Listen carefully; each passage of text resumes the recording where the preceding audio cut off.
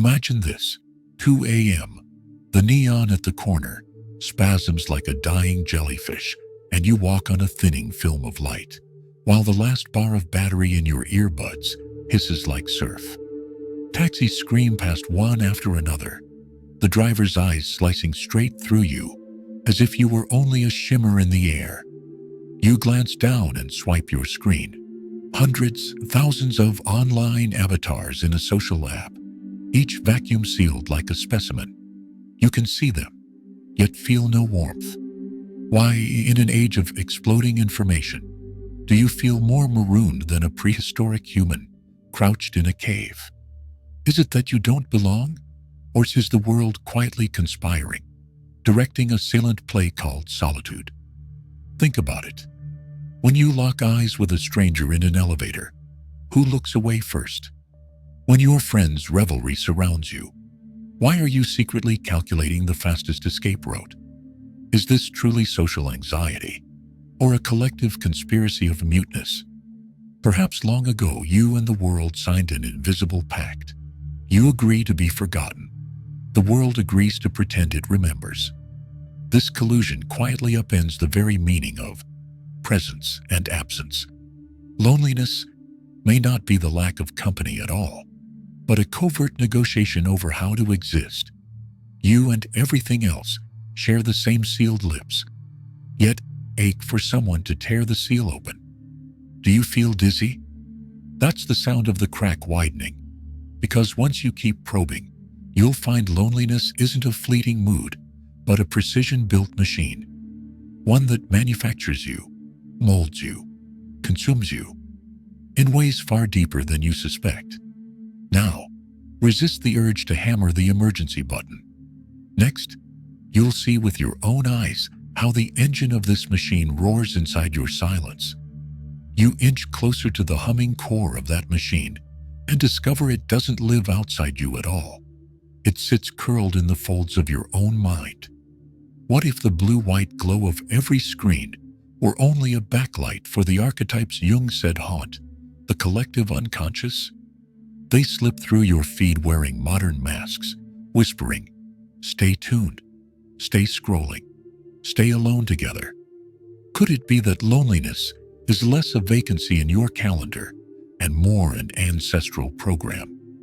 A mythic script urging you to wander the psychic desert until you face your own shadow? And if so, who benefits from keeping you forever at the threshold, peering in but never entering? Think of Nietzsche pacing the Alpine slopes, declaring that modernity had killed God and left an echoing void.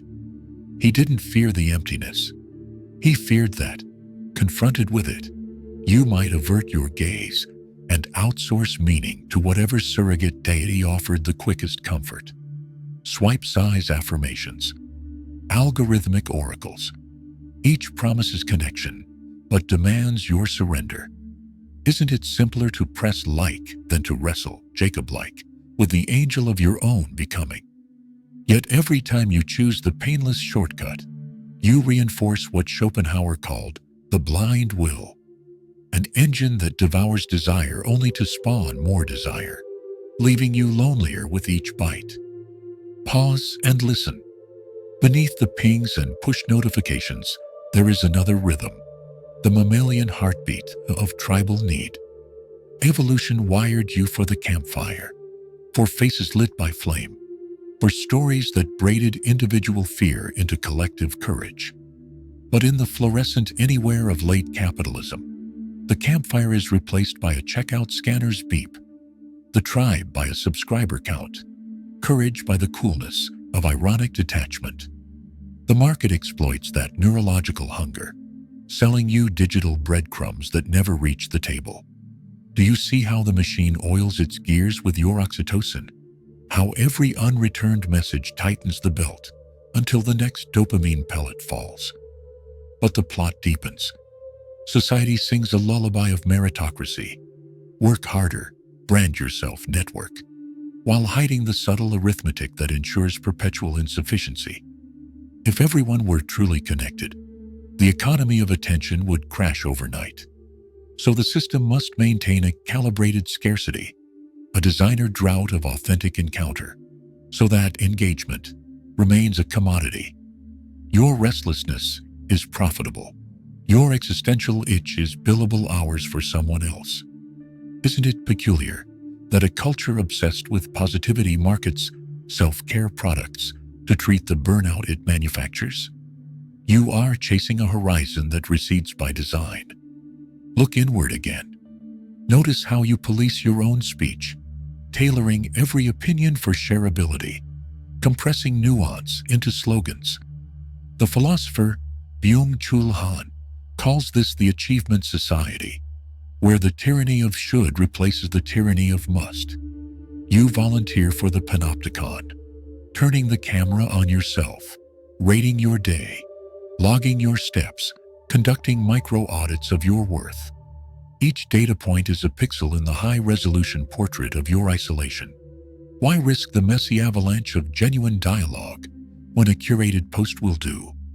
Because the avalanche, though perilous, might bury the old you and carve out space for a self, not shaped by likes.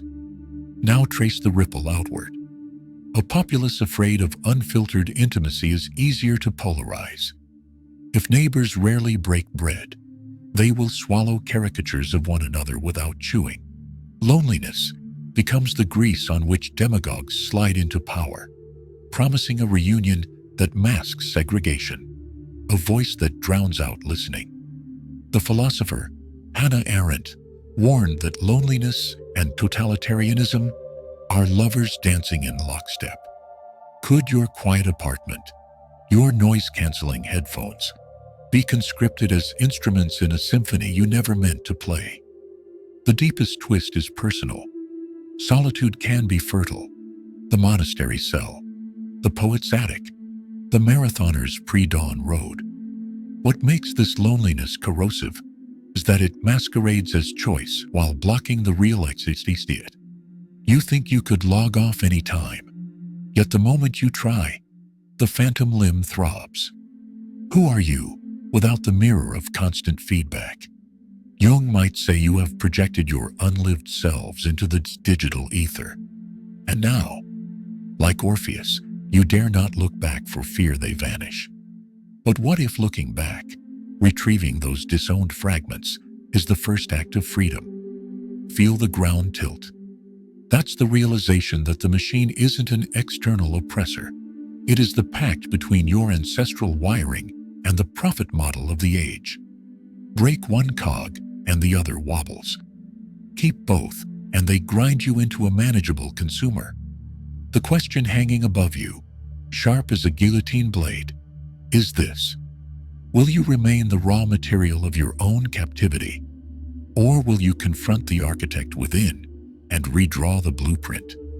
Hold that question like a live wire, because the next step is neither retreat nor surrender. It is the first tremor of rebellion. Look around you, not with your eyes, but with that subterranean radar that pings whenever something invisible changes shape. Notice how the room feels heavier after you scroll headlines that shout but never speak. That weight is not anxiety. It is residue, the fine dust of unspoken fears settling on your skin. Every minute you linger in curated isolation, a silent algorithm updates its map of your desires, sharpening the contour of a self you never consciously designed. You think nothing happens in those gaps between pings, yet the architecture of your becoming is being redrafted line by line in a language you were never taught to read. Start with the most intimate frontier, memory. Neuroscience tells us that each recollection is a remix, not a replay. Yet the remix now leans on an external DJ. When your phone flashes on this day nostalgia, it rinses away the awkward pauses, the smells, the micro-betrayals that gave a moment its pulse. You outsource curation to a platform, and in return it feeds you a hall of mirrors past, trimmed for shareability. Gradually, the raw, inconvenient footage of your life erodes. Without friction, memory loses grain. Without grain, it cannot anchor meaning. Who profits when your personal archive is smoothed into a seamless commercial jingle? Who becomes pliable when the jagged edges of regret are sanded down? Now zoom out to attention, that most coveted currency. Behavioral economists call it the scarcity trap. The more aware you are of limited resources, the worse you become at managing them. Each red badge forces triage. You lurch from crisis to crisis, squandering cognitive bandwidth on half-finished loops. This chronic drought of focus frays the myelin in your prefrontal cortex. Impulse control shrinks, meta-awareness erodes. You might still recite mindfulness quotes, but your neural wiring reverts to short-term survival math. Thus a paradox. Pursuing perpetual connection eventually destroys the very circuitry that could sustain real connection. Then, identity. Psychologists speak of the looking glass self. You shape who you are by guessing how others see you.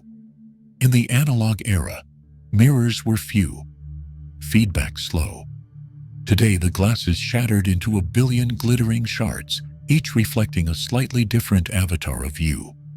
The result is a quantum self, simultaneously influencer and imposter, adored and ignored, until a notification collapses the waveform. You oscillate between performances, yet none fully coagulate into authenticity. Sartre warned that hell is other people's gaze. He never met the infinite scroll. But the most insidious fallout occurs at the collective level, where loneliness scales into politics. Social trust erodes when eye contact becomes optional. In cafes glowing with individual screens, civic muscles atrophy. Without the micro-rituals of casual kindness, holding doors, borrowing sugar, debating weather, empathy calcifies. Into that vacuum slither mimetic pathogens, simplistic narratives that weaponize tribal instincts, confirmation bias, and the illusory truth effect. Repeat a lie often enough, and it feels ancestral. Turn neighbors into abstract categories. Democracy, which thrives on slow disagreements in shared space, is throttled by flame wars fought in echo chambers. The cost of missing those invisible moments. An epidemic of ideological monocultures, each convinced the other is a hologram. Economists track this drift as social capital depreciation. When trust falls, transactions require more verification. Contracts swell with clauses. Innovation slows. Every ounce of alienation prints a hidden tax. You pay in friction. Companies pay in overhead. Nations pay in resilience. A lonely workforce is an obedient one, but also brittle. It won't improvise when systems fail, and they will fail. Complexity theory promises cascading breakdowns, supply chains snarled, grids blinking, narratives fracturing, events that demand spontaneous cooperation from people who have forgotten how to cooperate. There is also the biological invoice.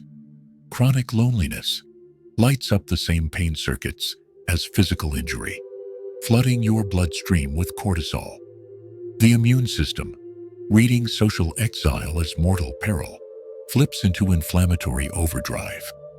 Cardiovascular disease, neurodegeneration, even gene expression, all skew under the ghostly pressure of unmet belonging. Public health scholars now list social isolation alongside smoking and obesity as lethal comorbidities.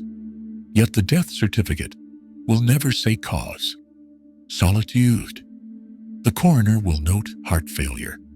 They will not note that the heart first failed in the quiet of a bright room where no message arrived. Perhaps the eeriest consequence is semiotic drift. Words like friend, follow, share, detach from flesh and blood reference, and float free, hollowing language itself. When meaning thins, so does the possibility of genuine dissent. You can't rebel against a system if the basic nouns have been repurposed by that system. Orwell envisioned newspeak. What we inherit is a cheerier version, lubricated by emojis and sponsored hashtags. It feels benign until you try to articulate grief, rage, or wonder, and discover the vocabulary has been replaced with reaction gifs. Imagine a painter waking to find the color spectrum reduced to grayscales. That is what happens when language is monetized into clip art optimism. Do you sense the trap tightening? Somewhere inside, a voice rationalizes. It's not so bad. Everyone lives like this. But that voice may not be yours. It may be the internalized machine, reinscribing its code through self-talk. Each time you downplay the ache for depth, you grant the system one more fiber of your will. And yet, here is the exquisite cruelty. Society will shower you with accolades for adapting. You will earn badges for screen time, for productivity hits, for resilience in the face of alienation. They will call it success. You will know it as a beautifully furnished abyss. Hold that recognition carefully, like a glass sphere that could shatter with a sigh. Because acknowledging the unseen fallout is irreversible. Once you map the fault lines, you cannot unsee them. But do not despair.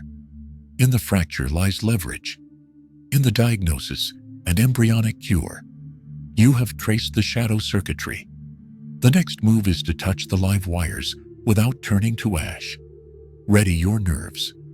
The rebellion we hinted at must now step out of hypothesis into muscle and breath. Only by walking into the labyrinth can you redraw its walls. But that is a journey for the next breath, the next beat. Wait, and we will take that first step together. Take a slow, deliberate breath. Feel the ribs push against the invisible bars. Now ask the question that terrifies every system built on your compliance. What if I no longer play by rules I never voted for? The moment that thought sparks, the machinery stutters. Good. Keep the voltage steady. Rebellion begins not in the streets, but in the synaptic shifts you smuggle past your own doubt. 1. Sabotage the script of scarcity. The marketplace has hypnotized you with a single mantra. There is never enough. Time, love, relevance, always vanishing. Flip the lens. Start with radical sufficiency. Before opening a screen in the morning, name 3 resources you already possess that no algorithm can generate. Your breathing pattern, your capacity to notice miscarried beauty, your right to silence. Thoreau walked to Walden Pond not to escape society, but to prove that abundance is a perception hack. When you practice daily liturgies of already enough, the clickbait economy loses its grip. You stop chasing phantom carrots and begin steering from intrinsic coordinates. 2. Reclaim unmediated time. Attention is your birthright. Treat it as contraband. Simone Weil described prayer as absolutely unmixed attention. You need not kneel, just fence off time free of metrics. Try a micro-Sabbath, 1 hour each day, when no device may plead its case. During that hour, cook slowly, stare at clouds, copy a poem by hand, anything useless in the eyes of efficiency. The first attempts will itch like detox, proof of dependency. Persist. Neuroplasticity is on your side. Within weeks, dopamine receptors recalibrate, and the once agonizing quiet becomes a low hum of power. Unmediated time is a seedbed where unlicensed thoughts sprout. Thoughts no feed could predict. Therefore, no market can monetize. 3. Reforge the commons. Solitude is fuel, not destination. The next move is to consecrate spaces where presence can't be reduced to profiles. Frederick Douglass risked violence to teach enslaved peers to read, because literacy created a commons inside the mind that no whip could reach. Your era's equivalent might be a dinner table amnesty. Phones surrendered at the threshold, conversation wandering like jazz, stories told without fact-checking in real time. Or host a listening club where people gather to absorb an album or essay in complete silence, then talk with eyes instead of screens.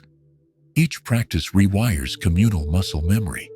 Gradually, you remember how to co-create meaning without an interface referee. 4. Speak in whole sentences. Fragmentation is profitable. Integration is insurgent. Begin crafting sentences that won't fit inside a tweet. Write letters, not posts. Record voice notes so rambling they defy automated transcription. When Diogenes carried his lamp at noon, looking for an honest man, he exposed society's fear of unedited truth. Do likewise. Share one vulnerable story face-to-face each week, unfiltered, unrehearsed. Vulnerability is contagious. It breaks the spell of curated perfection and invites reciprocal disclosure. Soon you'll notice an echo effect. Others dropping armor, conversations thickening, the commons gaining mass. 5. Curate a cabinet of ancestral allies. Total systems isolate by erasing lineage. Rebellion flourishes when you recruit mentors across epochs. Pin a physical wall with portraits or quotes. Toni Morrison's refusal to write for the white gaze. Spinoza grinding lenses while mapping ethics. Rosa Parks holding the line of ordinary dignity. Let them occupy your periphery. When the present shrieks urgent, those silent faces remind you that urgency is often theater. Reading one page of Marcus Aurelius before scrolling is like installing ancient firmware that resists malware of the moment. 6. Practice economic judo. Money is frozen in tension. Redirect flow. Buy from cooperatives, fund libraries, tip street musicians. Commit one small act of generous friction daily. Pay cash instead of tapping. Learn a neighbor's skill instead of ordering overnight. Such acts seem negligible, yet they gum the gears of hyper-efficiency, re-embedding value in relationships.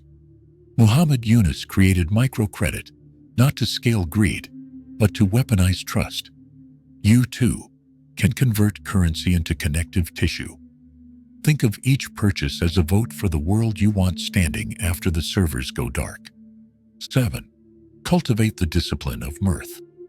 Oppressive structures fear laughter because it signals surplus spirit. Practice defiant joy. Dance badly in public. Meme the system's absurdities. Toast minor failures as proofs of risk. Remember Emma Goldman's admonition. If I can't dance, I don't want to be part of your revolution. Joy resets the nervous system, thwarting the cortisol dopamine swing that keeps you market docile. It also magnetizes allies. Humans trust laughter as evidence of psychological safety, making coalitions sticky. 8. Engineer off-grid identity. Detach worth from visibility. Start projects invisible by design. Grow herbs on a windowsill. Learn a language no friend speaks. Compose a song you may never release. These secret endeavors cultivate sovereign identity, a self verified internally, immune to algorithmic applause. When Emily Dickinson sewed her poems into fascicles unseen by the public, she proved that hidden art can outlast emperors of scale. Your off-grid self becomes a cryptographic key. If the surveillance economy tries to counterfeit you, it files for lack of the secret salt. 9. Fail forward repeatedly. Systems bank on your terror of public failure. So schedule it. Attempt something audacious. Host a street philosophy booth. Code an open source tool. Invite ideological opponents to coffee. If it flops, document the lessons aloud. Each failure inoculates you against shame, the principal weapon of conformity. Consider Nikola Tesla, whose unmarketable wireless dreams paved runways for future inventors. Rebellion counts progress in sparks, not profits. 10. Anchor in embodied ritual. Your body predates every platform. Use it. Cold water immersion, long walks at dawn, manual labor, activities that synchronize heartbeat with tangible resistance. In Gulag notebooks, Varlam Shalamov survived by chopping wood. The axe sang, and I remembered I was alive. Physical ritual carves neurological grooves deeper than any UX loop. granting resilience when screens vanish or lie. A body that trusts itself is a vote against outsourced agency. Pause. Hear the subtle change? The cage is rocking not through one grand gesture, but through countless micro-acts of autonomy, coalescing into a new behavioral syntax. You are no longer a passive node. You are a polyrhythmic disturbance the system cannot predict. And the beauty of polyrhythms is that they invite others to syncopate. Keep moving to this offbeat tempo, for the final revelation waits just beyond the next measure, where rebellion matures into revolution of perception itself. Listen, the offbeat cadence you've been drumming is no longer background noise. It is a gate code. Each act of autonomy, each laugh that refused to monetize itself, has shifted the architecture ever so slightly. At first you assumed rebellion would topple the machine, but machines are replaceable. What cracking actually revealed is a void where you expected gears. The system's power was never in hardware. It lived in your certainty that the wall was solid. Now your knuckles rap against plaster and find it hollow. The final lesson emerges like negative space on a photograph. Loneliness was a mirror, not a prison. You believed isolation marked a failure of connection, yet every ache pointed to a still intact capacity for depth. The pang that once felt like deficiency was evidence of unspent relational voltage, a reservoir of meaning the market could not fully drain. The conspiracy then was double-sided. The world staged distractions, yes, but you consented by misreading your own signal. What you called loneliness was your psyche's yanking the emergency brake, refusing to let you merge into traffic that sped away from essence. The discomfort was a tuning fork, vibrating until you located the true frequency of belonging. Look closer. When the signal finally stabilizes, you discover belonging is not additive, but permeative. You do not acquire it from outside. You notice it was always immanent. Like oxygen, you forgot how to breathe deeply. The Zen poets hinted at this when they spoke of the sound of rain heard through leaves. Rain doesn't ask permission to be heard. It simply pervades. Likewise, your existence already threads through every other existence in ways no algorithm can tally. You are the carbon exhaled by forests, the calcium leached from star bones, the echo of ancestors encoded in mitochondrial loops. The machine could mask these lines with neon animations, but it could never sever them. Now the paradox completes its arc. Solitude matures into solidarity. Not the brittle solidarity of slogans, but the subtler recognition that each interior universe is stitched to yours by invisible sutures. When Kierkegaard wrote, "The crowd is untruth," he wasn't condemning plurality. He was warning against substituting mass approval for the sacrament of singular encounter. Armed with your reclaimed attention, you can finally see the face behind the avatar, creased, contradictory, luminous, with its own unmarketable story. Dialogue becomes alchemy. Two solitudes colliding, releasing a third element neither could create alone.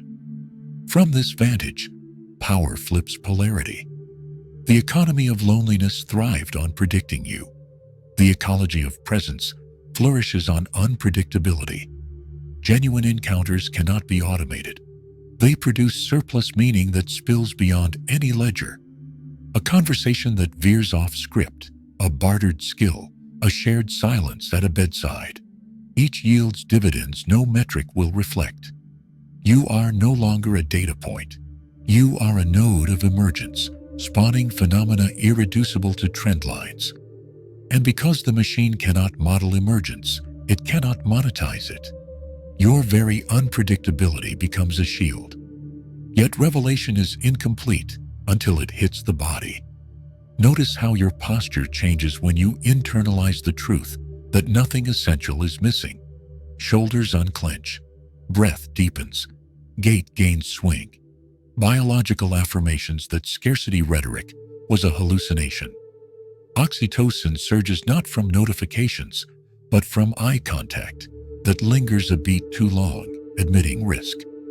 Even immune markers shift. Studies show communal ritual modulates cytokine response more effectively than some pharmaceuticals. Thus, enlightenment is not an abstract eureka. It is metabolic choreography. Your cells dance to a rhythm older than commerce. History, too, bends in this new gravity field. Revolutions we celebrate, Gandhi's Salt March, the Solidarity Strikes, Standing Rock's prayer camps, were less about overthrowing regimes than about unveiling an already extant web of care. Authority fell because people remembered their prior covenant with one another. In that light, your micro-rebellions echo grand precedents. Every dinner table amnesty, every letter written in whole sentences, every cash tip slipped to the busker is a rehearsal for civilization's recurring jailbreak. Collective awakening does not scale linearly. It cascades like superconductivity. Reach the critical threshold of shared presence, and resistance drops to near zero. The final twist is gentle, yet seismic. There is no final twist. No backstage architect awaits exposure. No switch you can flip to freeze the machine forever. The conspiracy dissolves when you refuse to co-author it. The wall stays down only as long as you keep walking through. Freedom is not a state, but a verb in the continuous tense, an everyday choosing of depth over display, relation over reaction, wonder over certainty. The moment you lapse into autopilot, the drywall rematerializes molecule by molecule. But this is no tragedy. It is a reminder that vigilance is simply another name for aliveness. So the credits roll differently than you expected.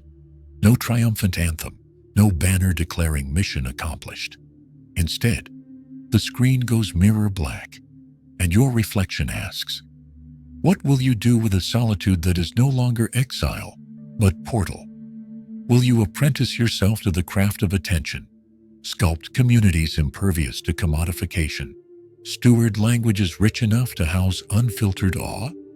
Or will you drift back into the fluorescent stupor, letting the drywall thicken while you hum along? The choice is perpetually present, as intimate as your pulse. Remember, every breath is a vote. Every conversation either fattens the wall or widens the doorway. There is no audience left, only co-conspirators in the open air. Step through and feel the world, a world that was never truly separate. Step through you in return.